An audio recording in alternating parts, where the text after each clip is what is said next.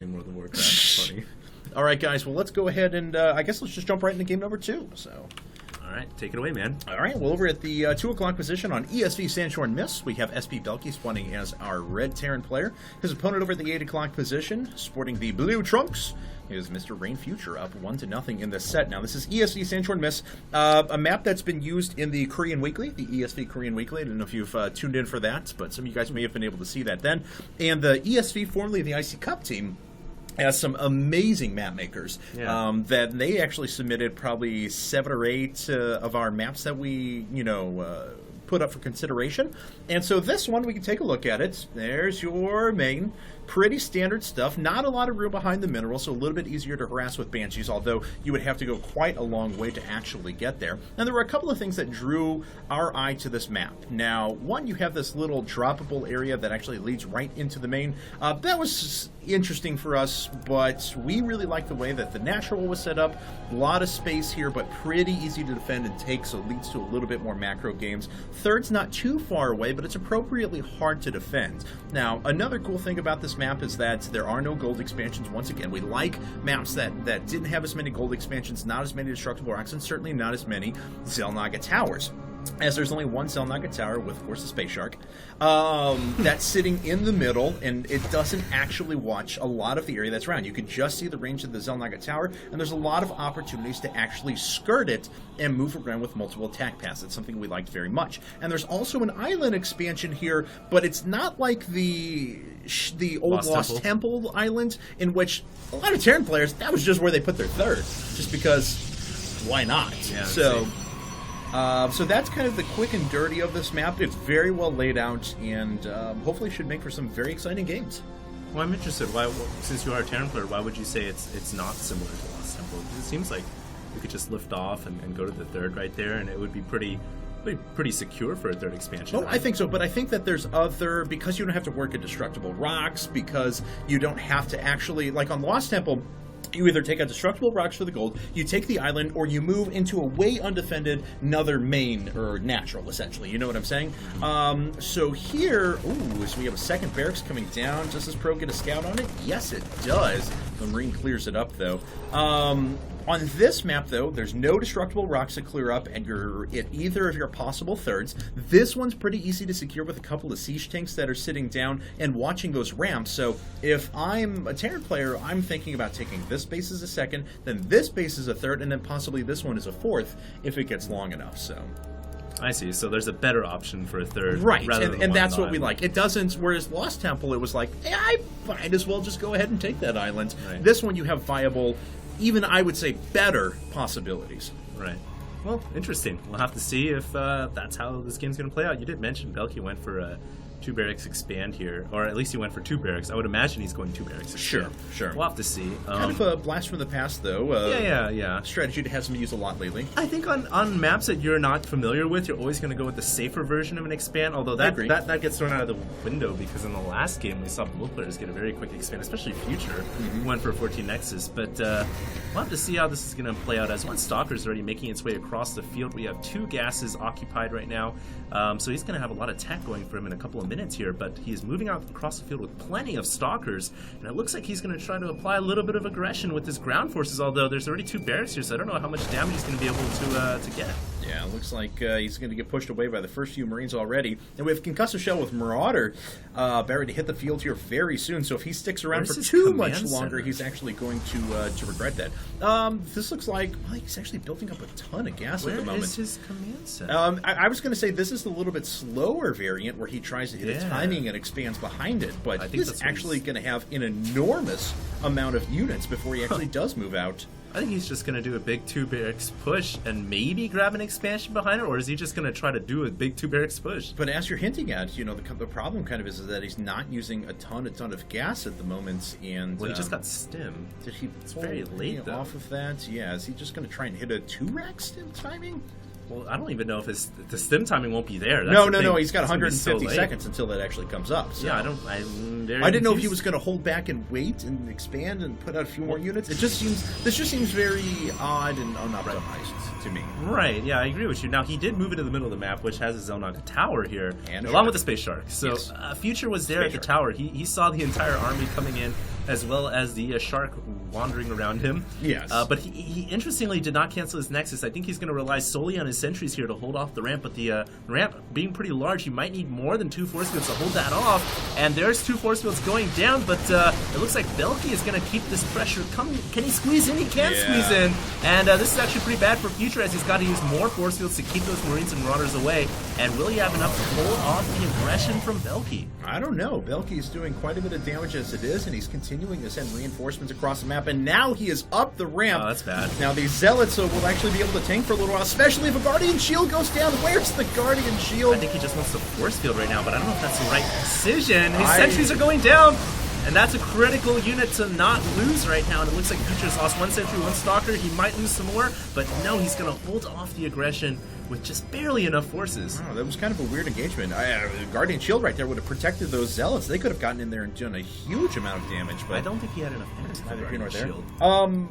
I think on one of these Guardian he still had 75 on one of these. I thought could be totally wrong, but thought he would have allocated one of those sentries to a Guardian Shield when that push came up. But anyway, Future's going to get in here, and he makes it pretty okay. He made it far enough that I think he would have seen the bottom of the command center, and doesn't notice that that's up quite yet. Well, he's building it inside his main right now, so I guess he's going to float it out, but it's a very late command center. Yes. Considering the amount of damage or amount of aggression that he was going for, which was a very big 2 barracks push, which I don't really think paid off. I mean, he only killed a sentry and a stalker, so at the end of the day, I think he's behind in this game now by a little bit. I'm sure he can recover from it depending on how good his macro is. But, you know, getting back to this map, and the reason why we're kind of seeing interesting play, I think, is because it's a unique map that maybe these players have never played on before. Right. Getting back to unique maps, you know what I would love to see the community create is a new version of Medusa or Neo Medusa, which was one of, I think, the most creative maps ever. I don't know if you've ever seen it before. It's so insane. We have a main, and then we have a ridge that surrounds the entire main. The ridge can only be entered through the middle of the map by destroying this rock that's stacked up about 10 times. Oh, yeah? So it's really, really interesting. It was super balanced for some matchups, but it was super balanced. For some matchups. It was big in Brood War. I hope someone makes a map with those kind of creative, creative things. I think that's we got pretty close to that with Atlantis Spaceship. I mean, I think that of the maps that we chose for our top 5, that's certainly the most creative. The other ones feel very traditional, well balanced, good tournament map kind of a thing, which is honestly what we're looking for. But Atlantis Spaceship was really the kind of the creative one we threw into the mix. So yeah, and I hope we see more creative maps in the future. That's really going to be able to spark, I think, innovative play in StarCraft 2, because otherwise you're just going to see the standard stuff all the time, which I don't hate. I love the standard stuff because that's the core of StarCraft 2. But sometimes seeing some interesting stuff is always good too. One of the things that I've noticed out of these 2 players now, of course, their game plan just could be very heavy 2-base plays. It looks like Future's actually going to go for 7 gates with observers and charge and a forge. That's actually researching +1 armor though, and I think weapons is done. I have to check here. No, actually, I was going for armor first, which is smart because you can just take so much damage against bioforces. But anyway, both these players are sitting on 2 base for a long period of time. We finally have an expansion coming out of Belky now, but neither player looks like they really wanted to establish themselves on the map. Could be a little bit of just unfamiliarity, I think. Yeah, that's totally what could be at play right here, as both players don't really know what's going on. The map tile set, they're going to play it safe, I guess, and grab the 3rd, as both players are now really getting that 3rd at about the same time. But, Josh, he's pointing out in chat, who needs a robo when Space Shark?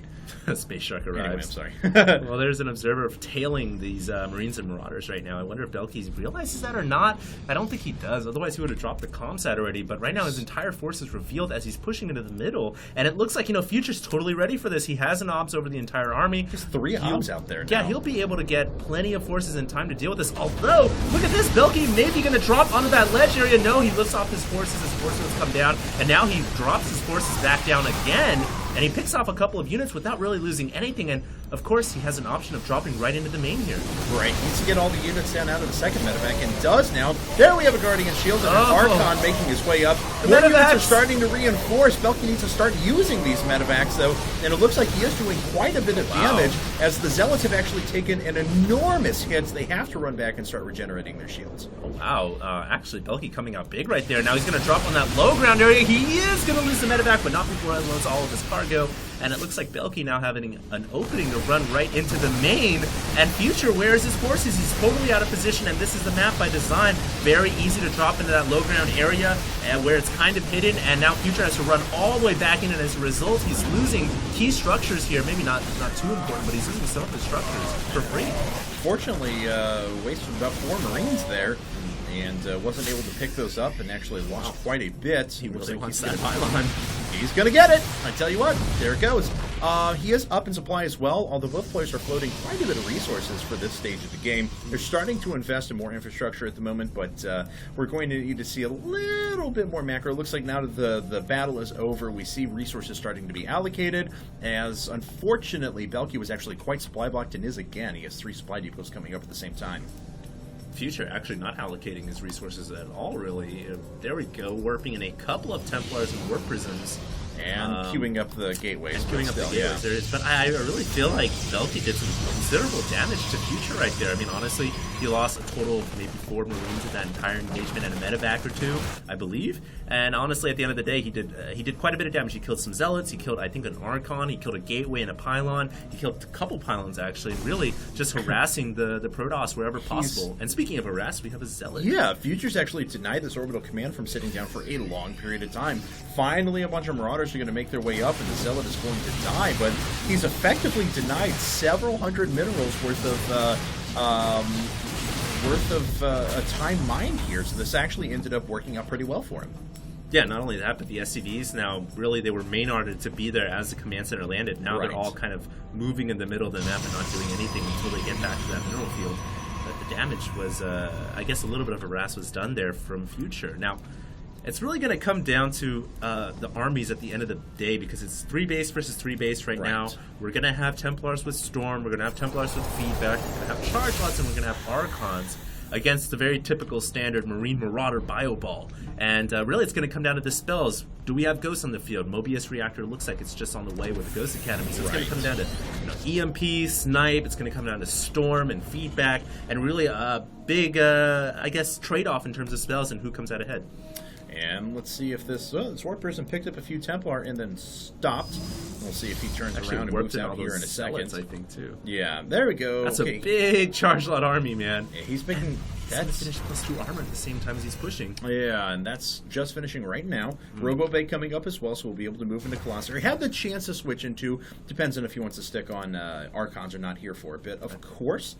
And there's the Warp Prism. Just waiting for that Warp Prism to do something, because it's just flying over Marines now. Yeah, I think he's hiding the Templars in the Warp Prism to protect him from EMP, but he's got to be very careful. Warp Prisms are pretty fragile, and now he drops out some Templar, gets a big storm off on the Marines and Marauders, weakening them just a little bit, and a huge stim from everything from Belky, and that's not really a great position to fight, because there could be sentries on the field. And now he's going down the ramp. He does snipe off the Warp Prism with his Vikings, but the Templars already unload out. Another big storm coming down, not quite hitting the meat of the Marines and Marauders, and that storm! My goodness, it's wrecking the Marines and Marauders. It looks like Belky may just have enough. Yeah, because the thing was that Future landed clutch storms, yes, but Belky actually was the recipient of there was 3 or 4 waves of charge lots that were coming in like 3 at a time that were running up, and if you saw that big engagement, he didn't have nearly as many Zealots as he initially ran up with, because he wasted about 10 of them just running them into Belky's forces for really no gain.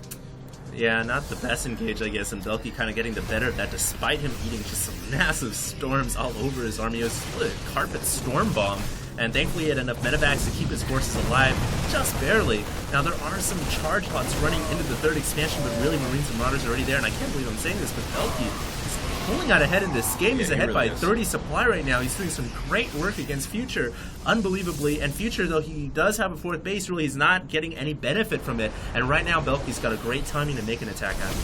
And landing these Vikings, I think, a little bit preemptively, as he just lost 2 of them. Those are not cheap units. I don't know why he landed them. Yeah, I mean, landing them afterwards would have been fine, or waiting for the rest of the army to catch up, one thing, but that was kind of an interesting decision. Nevertheless, he's pretty far ahead at the moment, and taking a look, his infrastructure is quite good. Let's see, 2 racks there, 4, 7, 8, 9 racks, double reactor starport, and a tech lab factory if he decides he wants to move into that as well. So his infrastructure is quite good.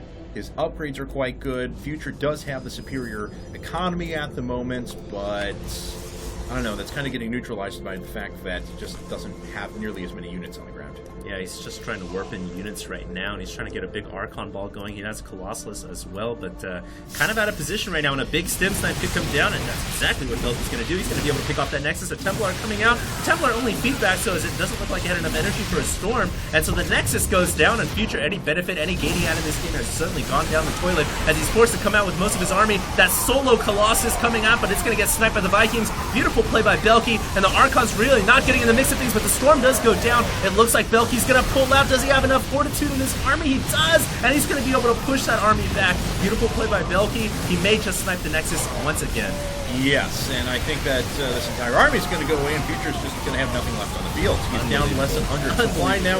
Yeah, no, Belky's played very well in this game, despite what I think we both agree was kind of a questionable, odd opening where he didn't put on a lot of pressure in the beginning. Yeah. He's kind of mastered his macro, got his nerves down a little bit, and started to play very, very efficiently. Now, as soon as I say that, he had bounced back up to about 1,500 minerals again, but it looks like things are in check at the moment, and he's just regathering himself, finishing up his 4th orbital command, and going to press again when the moment is right. I think a lot of it just comes down to Belky utilizing the map very, very wisely. Obviously, it's a new map. Players aren't really familiar with it, and Belky, really, I think the turning point, or one of the turning points at the very least, was his drop onto the low landing pad, I'll call it, in the main. That's what we're looking at right there. That's a little helipad for units to kind of come down at. And Belky came in there, he attacked while Future's forces were in the middle of the field and unpositioned, and really did a lot of damage. And then he pulled out for really no loss at all. So I think Belky just used this map a little bit better. He's now grabbing another expansion around the perimeter of the map, and really he's in total dominating utter control over Future. Yeah, he's going to be on several mining bases here in a bit. As you mentioned, base coming down to the 3 o'clock position, one at the top left is finished everywhere. Up, and he's building this one over at about the 9 o'clock position. So, looking quite good at the moment. We do have a few Templar up, and Belky, you know, well, I guess to Future's credit, his storms have been quite good. He's landed the vast majority of his storms on the meat of his opponent's army, and that's helped him stay in this game this long. But Belky, there's just too many Marauders. Yeah, there's just too much in the force right now. Belky's macro is better. Yeah, and Storm really it's good, but it's not that great against mass Marauder. Look at this army; it's just pure Marauder here, wrecking the house.